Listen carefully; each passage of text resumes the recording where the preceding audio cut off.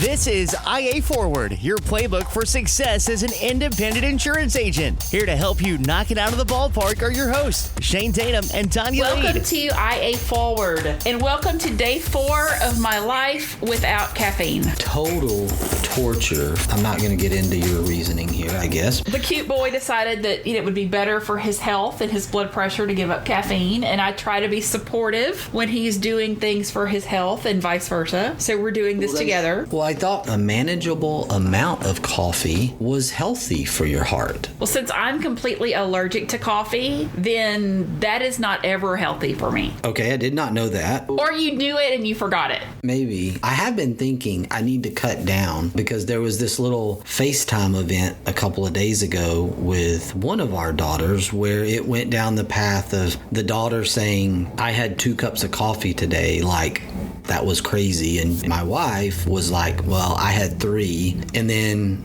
I looked at them and said, yeah, I had 5. And I wondered why I sit up in the bed at 3 a.m. There you go. You wonder why your mind is spinning. But a lot of people, that's what they do to survive. And I think that, when I was on the radio and doing a morning show, I was probably the only radio co-host in history that did not have a morning show that was driven by coffee first thing in the morning. So I don't even know how to comprehend that. I have to get up and drink coffee. That's what I have to do. I get up, I drink coffee.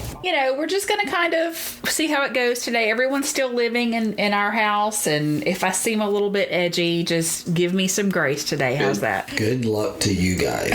Grace, definitely need a lot of grace. In a previous podcast, we talked about insurance speak and how that can be a challenge when it comes to not only serving our clients, but from our perspective, an E&O challenge. And it got me thinking that what happens when we have clients that don't speak the same language? What kind of E&O exposure are we setting ourselves up for there? And I know this happens. We have clients that speak Vietnamese or speak Spanish, and we're actually talking to their 12, 13, 14-year-olds who are bilingual, and they are translating for us. What happens if something goes wrong? That's a true story. The 12-year-old, 13-year-old, like we know of that happening, and that's real, which is crazy to say out loud. We had a 12-year-old child translating for a client, and we just put the hands of coverage explanation into a 12-year-old. And adults don't understand it, so we're asking a 12-year-old to explain it. It sounded better when I was thinking about it in my head, but when you said it out loud, it was kind of like, crap, what happened? And this happens more than once. Like, we know this happens with agents. It's a big challenge. First of all, let's just talk straight language barrier. Being in Texas, we have bilingual staff members, Spanish and English. And obviously, Houston, we have dealt with agents that have, whether it be Vietnamese, Korean, Mandarin. This has been something that we've seen before and dealt with before, and translation isn't always equivalent or smooth, and I am the ignorant single language person in this conversation, and we're not even talking about throwing in there Southern English versus the rest of the world. So we could even stay within the English speaking world, and we can still confuse each other with what things mean and what we're saying and how we're saying it. This is a challenge to kind of get our heads around. Going back to my initial scenario, you're put in this situation, you're not bilingual, you don't have a bilingual staff member. What do you do? There's one thing that is going to help you in the court system. It's going to help you in the E&O environment. And this is not language specific issues. This should always be done. There should always be a follow-up of the conversation, especially in a deletion reduction of coverage or cancellation for signatures. Obviously, there's things that we need to be doing. I am a firm believer that we should always follow up our conversations in writing. This is what we discussed. This is what we're doing. And the reality of it is you could be in this discussion and interpretation can be misconstrued.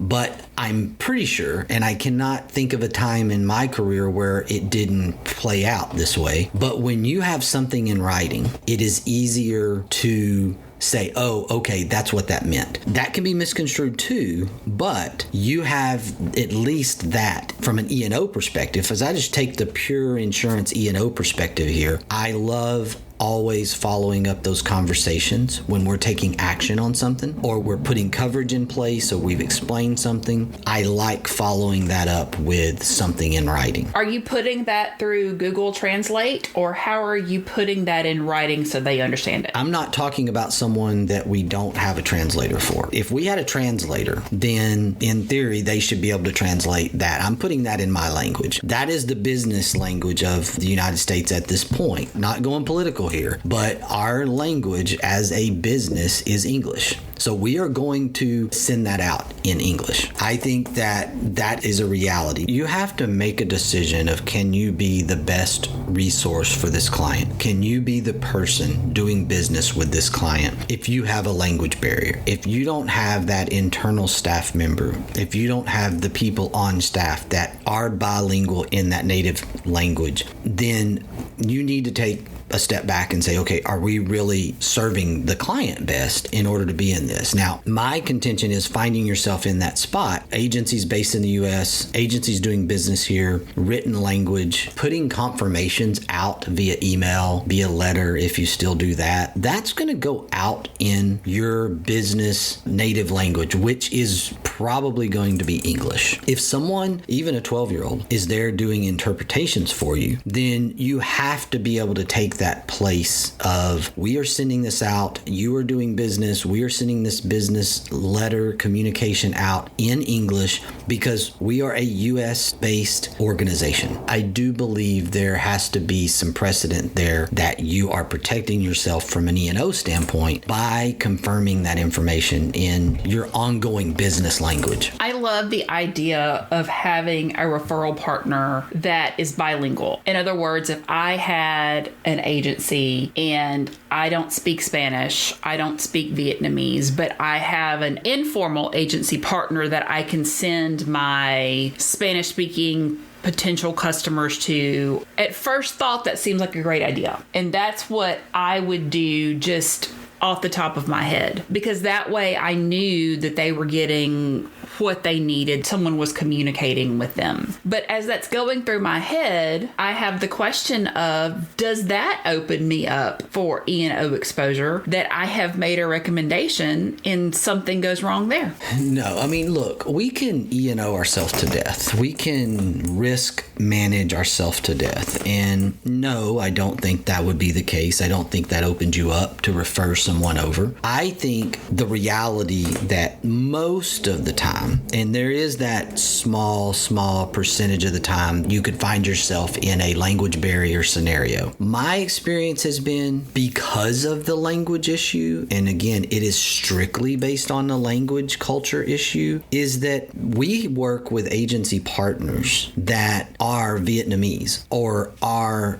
Korean or are Hispanic, and that is their first language. English is their second language. And we work with those individuals. They are professionals and they market themselves to that culture. In Houston, Texas, let's just take Houston. Houston is a melting pot. We know that, and most people know that. Certainly if you live in Texas, you know that. There are so many different languages that are spoken, and there's a marketplace for that and for those individuals. And we have agents that we work with and agents that we know that cater to that. For us that are single language English speakers like me, I think you have to make a business decision, sort of that walkaway power. And salespeople don't like to hear me say stuff like that. Don't make the sale. But if you're struggling at the beginning and you're having to get the client or prospective client's 12-year-old to do interpretation here, then I gotta say, here's your sign. This is raising a red flag for me of, can we be the best, most professional risk manager, insurance professional for this prospective client? Or do we need to suggest that they go work with someone that actually can speak to them in their native tongue? I think that's fair, and I don't think that's discriminatory or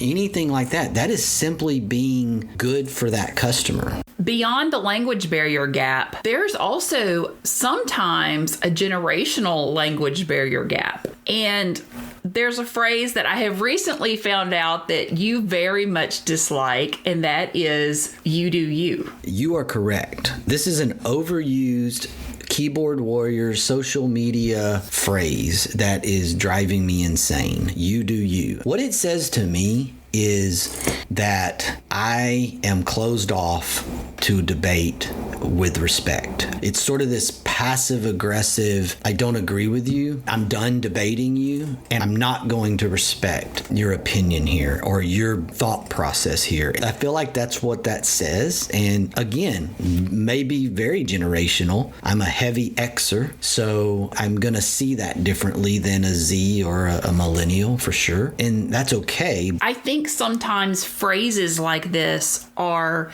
not intended to even remotely offend someone. But when we use a phrase like that, it can be completely misinterpreted by someone of a different generation. Of course, inflection, context clues, all of those things, because the same thing can be said with a completely different tone of voice and it comes across differently. But I think it's another thing that we need to be really careful of when we're speaking, that our colloquialisms can be misinterpreted very easily when it comes to clients. This is why this is a little bit hard for me. The you do you thing is no different. We went through that phase of talk to the hand. These are not really created for respect. I guess I am maybe too old-fashioned. I am a Matthew 5:37 guy. Let your yes be yes and your no be no. And when I even find myself not doing that, I get frustrated. If I am not speaking clearly to the point and I am beating around the bush, which I can do at times, is let your yes be yes and let your no be no. And I don't think you do you, or I don't think those phrases were created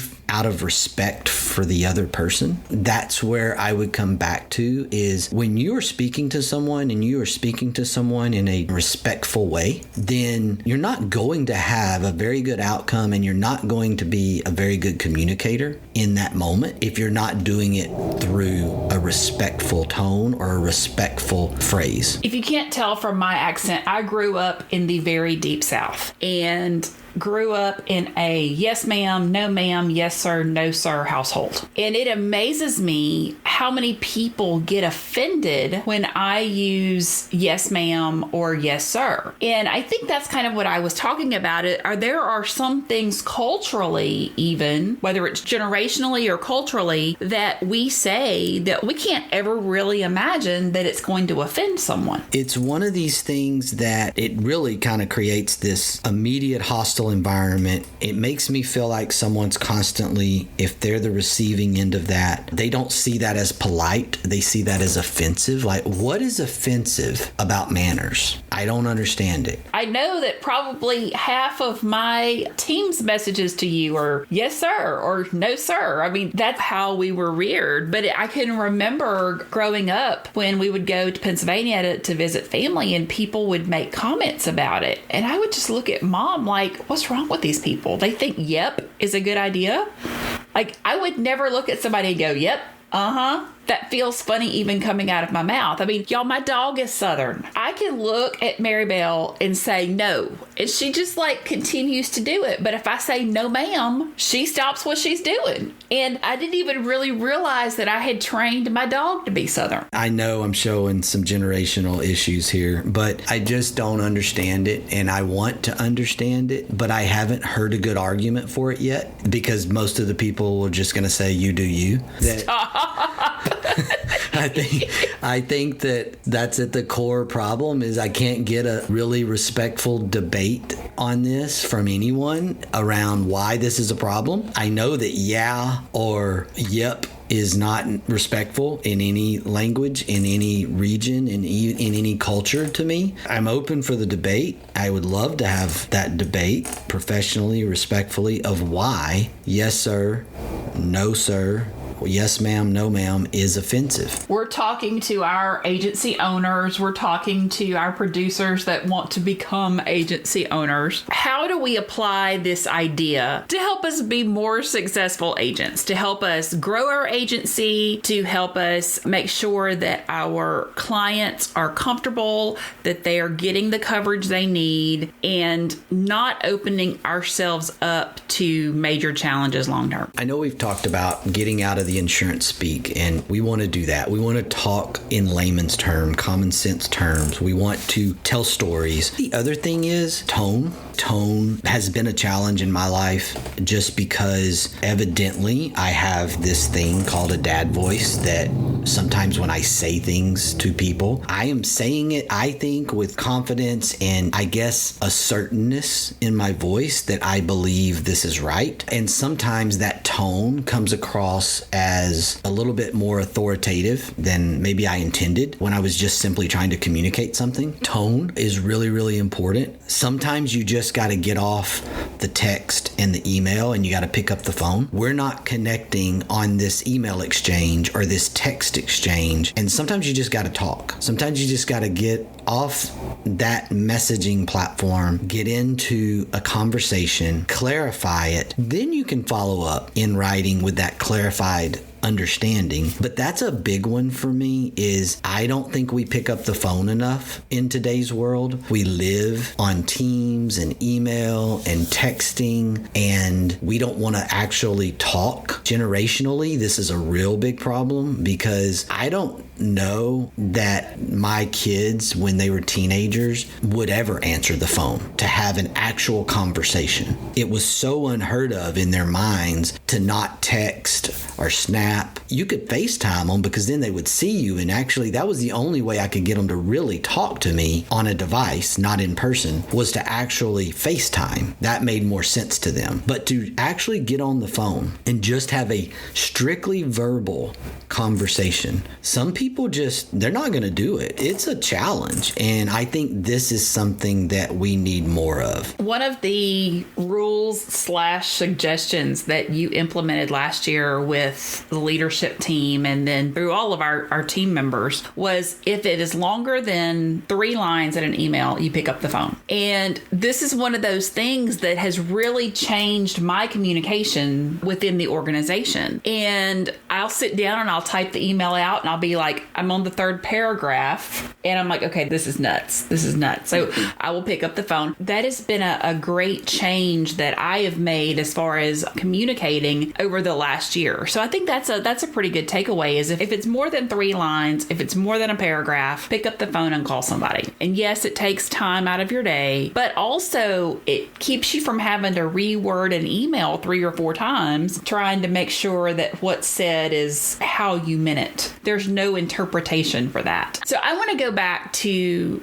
working with a client that's a limited English speaker. And I think they say that looking statistically, that's about 8% of the country. But when you look at places like Texas, New York, New Jersey, Florida, California, you're looking at more 15 to 18% when it comes to that. And even if you're able to get the sale, even if you're able to take care of additions or any of those types of things, what scares me about it is catastrophe. When something happens and there is a language barrier, people get frustrated very easily on both sides. And I think that's maybe where this can really turn ugly, is not in the everyday business, but when something goes wrong. It's a reality. I mean, I have a daughter that's an educator, and being ESL, English as a Second Language, ESL certified was a requirement for her. It is a challenge. I'm going to leave you speechless and say I don't have the perfect answer for this one. It is a challenge, and it's a growing challenge. We have to know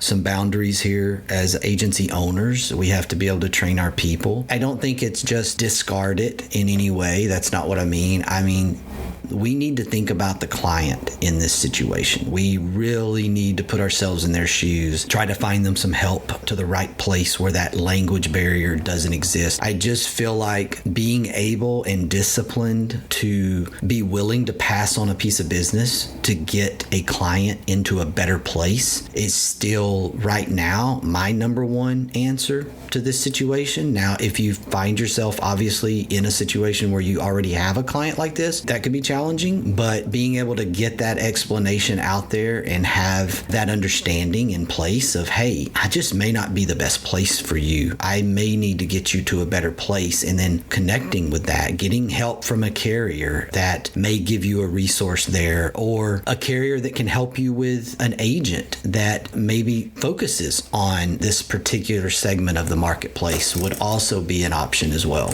Did you know that about 8 years ago, I had the brilliant idea that I was going to learn Mandarin? I don't know if I would call that a brilliant idea.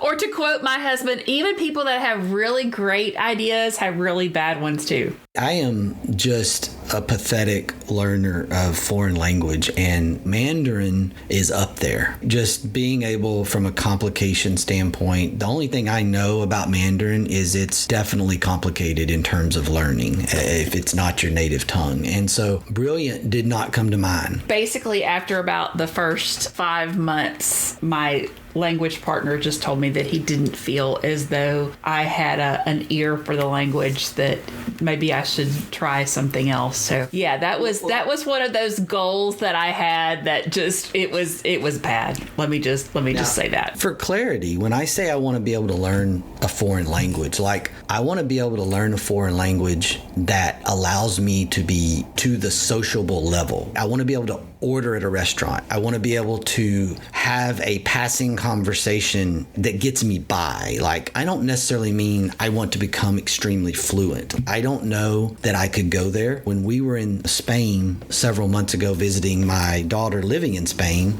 it was very vivid to me. When I've been in Mexico on vacation, it's very vivid to me that it would be really, really nice to have this ability to communicate. I don't mean coverage option, contract communicate. I mean like socially communicate. And that's probably the point that you're making here. And that is two different things. And when we're doing business, we can understand and speak a little bit of Spanish socially, maybe, or we can achieve that goal. But contractual business exchange, doing business, and your customer only speaks Spanish and you only speak English, that's the point I think you're at, is like, okay, wait a minute. What do we do with this? How do we make sure that we don't accidentally, like I don't think it would ever be intentional, end up in a bad spot, either for the client or for ourselves with that environment? I'm going to leave us today with this quote from Olympic gold medalist Katie Smith. Do not undervalue yourself. Be able to express your value and what impact you can make. Attitude's a choice. Make a great one. Bye, y'all. Ready to get the ball rolling with your independent agency? Learn more at IntegraAgent.com. That's IntegraAgent.com. Thank you for joining us on IA Forward. Make sure you never miss a show by clicking the subscribe button now, or learn more at IAForward.com.